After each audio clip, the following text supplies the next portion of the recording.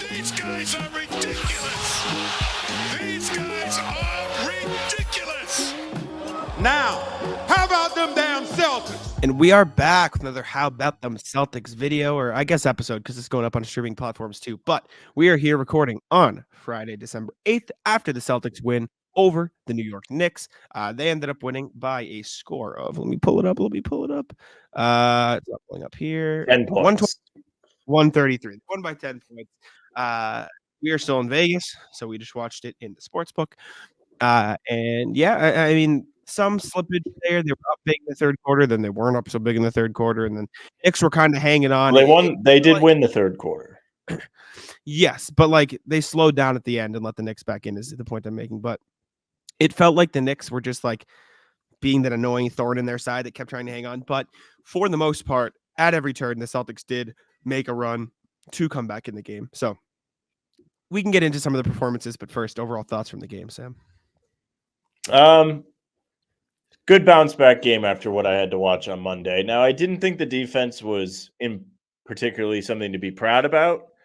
I thought them giving up in the 60s for the first half was pretty bad, considering the Knicks are, I mean, they're 11th in offensive rating, but they're not a world-beating team on offense. And when they were running the majority of their stuff through Julius Randle, that's not a team you should be giving up a ton of points to. And I say that seriously and also joking because, I mean, Randle wasn't great tonight. He turned the ball over a lot. I don't have the box score up in front of me, but I can tell you he probably had at least 4 turnovers. And they did a good job of making him look bad because he did look bad.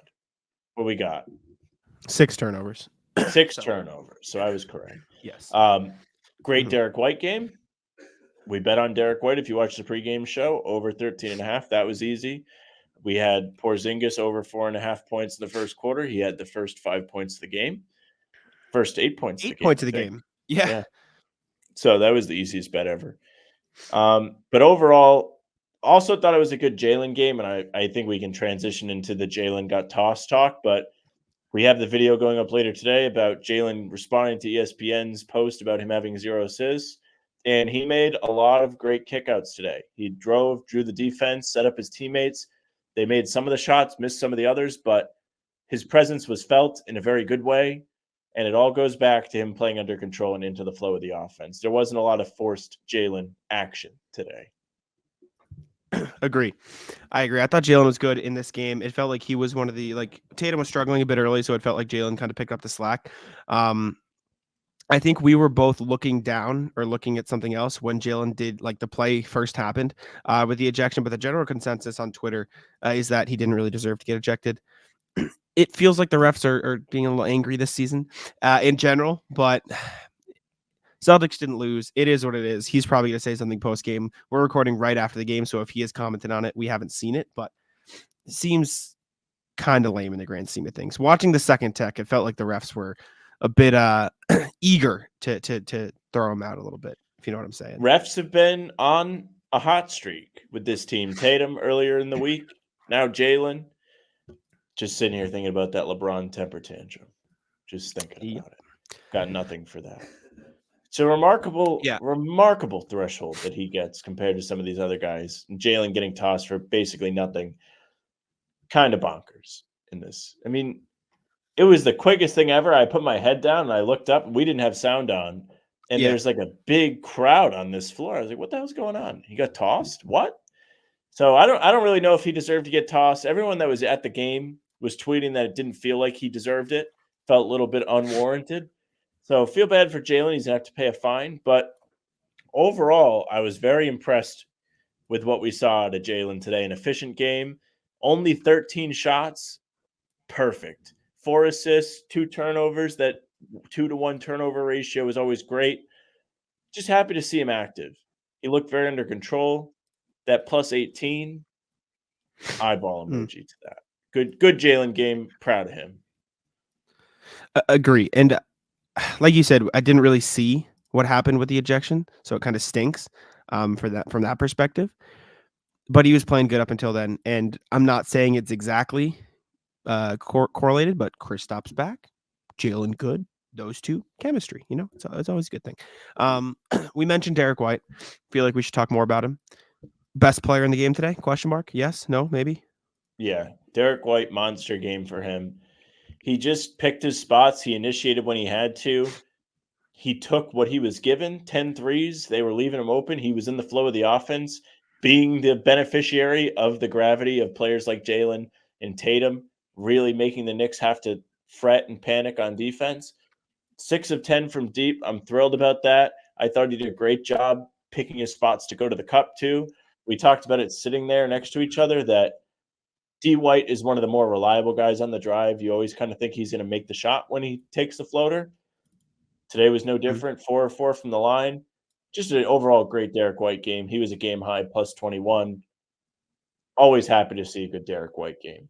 It's truly an encapsulation of how versatile his abilities are.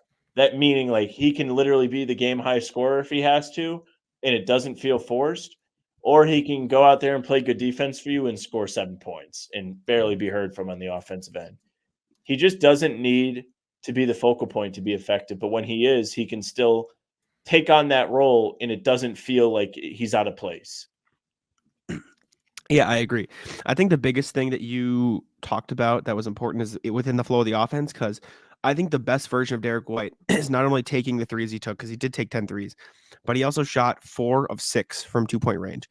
Derrick White might be the most underrated driver and finisher in the league. And I was telling Sam, I hate how people are all he did. I hate how people are all calling him underrated because it's not a cool thing anymore to say. But like in that one aspect, like he'll drive into like centers, Isaiah Hartenstein. He'll just make the shot like over them, like off glass, easy shot. 2 blocks in this game. He's become known for that too. 2 steals as well. He was good. Fun to watch. He was plus 21, like you said. Jaylen Brown plus 18, which is second on the team. Tatum was all right, took some ill-advised shots, but overall 25, 6, and 5. I thought he was aggressive when he needed to be. Few too many threes, no turnovers. All right, Tatum game, good Porzingis game, like you said. He didn't get into foul trouble, but he was like in and out of the rotation there at the end. He was fine. He was good. He hit his spots, and then Jrue Holiday just wrapping out the starting lineup. Excuse me, before we get to the bench, I thought Jrue was good. I forget who said it in the chat in pregame talking about him being aggressive, but he was more aggressive in this one at 16, 6, and 5. So anything of note with Tatum, Porzingis, and Jrue, I just kind of lumped them together because I feel like they were lumpable. If that makes sense. Yeah, Jrue took over at a very crucial point in this game. He gave them a nice jolt. I want to say it was late in the second quarter. They were kind of reeling, not really looking super great going into the break. He stabilizes the team, makes a couple big, quick decisions, is aggressive like it was talked about on the pregame show, and efficient 16 points for the man. Thrilled with it. He was out there putting in work on the glass too, 6 rebounds in a game where the Knicks love to hit the glass. Early in this game, the Knicks were all over it. Mitchell Robinson was a force.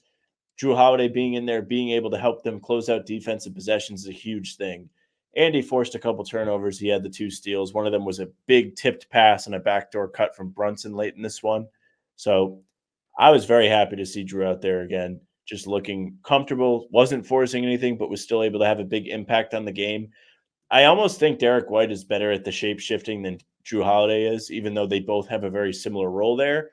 So I'm happy to see Jrue have a game where he has double-digit shots. Doesn't feel like he had double-digit shots, but was still able to be a force for the Celtics. Score early this NFL season with FanDuel, America's #1 sportsbook. Right now, new customers get $150 in bonus bets with any winning $5 money bet. That's $150 if your team wins. If you've been thinking about joining FanDuel, there's no better time to get in on the action in NFL. The app is so easy to use. There's a wide range of betting options, including you got spreads, you got your player props, you got over-unders, and more. So visit FanDuel.com/Boston and kick off the NFL season. FanDuel, official partner of the NFL. Muted. I was, in fact, muted. I agree. I like the aggressiveness from Jrue Holiday. It felt like there were some games in the past where he almost did too much, and it felt like this game was a nice balance between doing things for other players but also finding his own looks. But now I think we need to spend some time on the man, Al Horford. Roll out the red carpet for the man. Yeah, like Kristaps Porzingis back in the lineup a little bit of worried. We talked about in the pregame, like, is he going to be able to keep up the pace he did as a starter? It felt like he was really finding his groove as a starter again. It's like, he's going to go back to the bench. Is he going to keep up? Answer, yes. Al Horford finished Rips the game. off a double-double. 14 points, 10 rebounds, 2 assists, a couple big rebounds on the offensive end and on the defensive end, 2 offensive. 5 of 8 from the field, 3 of 6 from 3. The 3-point shot feel like it really benefited from that starting run. Big Al, man. This is the appeal of the Celtics, because you have this monster starting 5, and then you have the 6th guy, like a 6th starter, and boy, Al is big. Al game, big. It might have been 3rd most impactful player. It's tough because JB and KP were both really, really good, but Al was up there in terms of impact. Quietly, I would argue. See, I think it was quiet because he only needed 8 shots to get this big game off, but his makes were loud. He made big shots throughout this game. He made a big shot at the end of the 3rd quarter from the corner to help put the Celtics back up by 14 as they were kind of withering away. They gave up a 9-0 run to the Knicks in about 90 seconds there at one point. He drilled 3 massive threes in this game, all from the corner. He's becoming almost Grant Williams-like with where they're using him on offense. And if he's able to be comfortable in that role, it's going to be an upgrade over Grant, I feel, because Al is just able to take on these larger matchups. You saw him have to battle with Hartenstein, and he prevailed. 10 rebounds is a huge, huge get from Al Horford in a game like this. Talked about it with Holiday. It's the same with Al. The Knicks love to hit the glass, and him stepping up to take initiative there is a big part in why the Celtics won this one. Yeah. Horford was awesome. The threes were huge. The defense was huge. Felt like he was rotating pretty well within the defense. And seeing him continue to play well after being bumped from the starting lineup, I think is super important, and I hope it continues. Hauser, not so bad. Good. Hauser turned 26 today, and it looks like 25 was his prime, and now he is officially washed. Mm-hmm. Ofer in this game missed a few big ones, it felt, missed a free throw. Just a pretty terrible day. Maybe he went out and got shit-faced yesterday. We don't really know, but you need more from the man. Looked like first couple games Hauser instead of last month Hauser. I will say, these games happen to shooters, and he only played 21 minutes, and he usually plays around 26, so it did feel like it was felt out like, all right, not a Hauser game. Let's sit him down. Luckily, Al picked it up. Pritchard was okay. He was a -12 tonight. Just kind of was there. Cornette, I thought, was all right as well. Overall, pretty non-impactful bench game outside of Horford, but sometimes that's all you need, and that's all the Celtics needed tonight.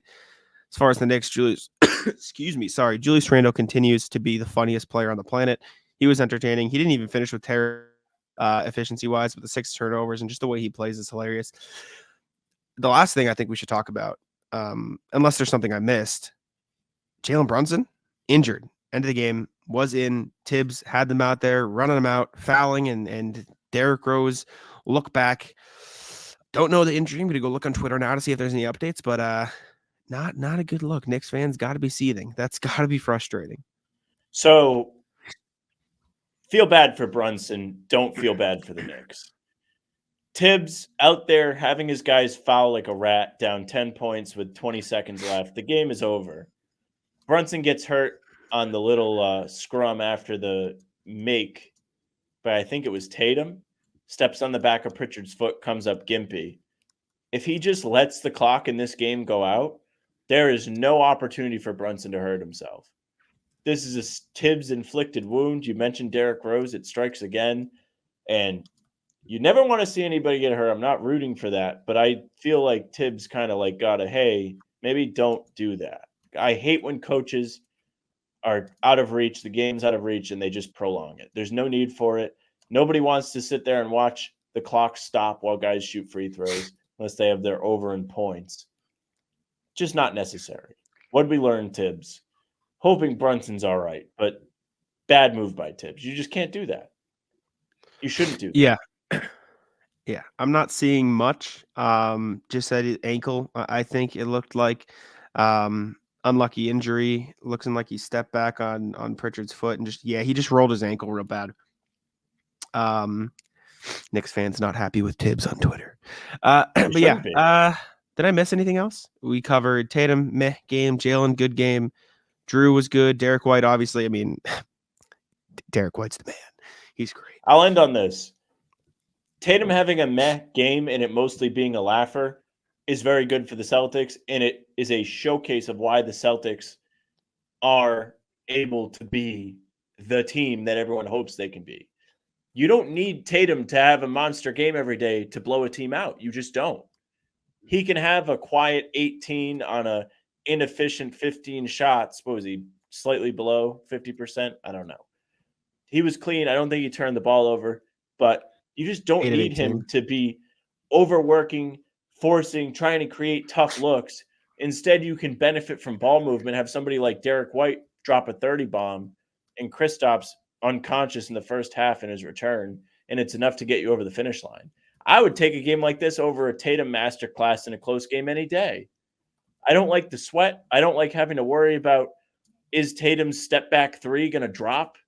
Do I really have to rely on that? I don't want to. Fine, take a back seat. If they need him to step up in the big moments, he usually does. He's usually pretty reliable. The Pacers game on Monday, he made some big shots down the stretch. They just didn't get stops. Today, didn't have to. Everybody else made their shots, and it was a great win. Agree. I agree. We've only gone for 15 minutes. I feel like we should go longer, but I think we covered everything, right? That's Did fine. I feel like I'm missing something, but I think that's it. I think we covered it. Celtics, good win, couple slips there. Defense was shaky to start. I think you talked about that. They brought it around and they took home the win, and it felt like they didn't let the Knicks come back into it, which was important because the Knicks are a team that like to make runs. They 3-0 over the Knicks now. Shout out Andrew.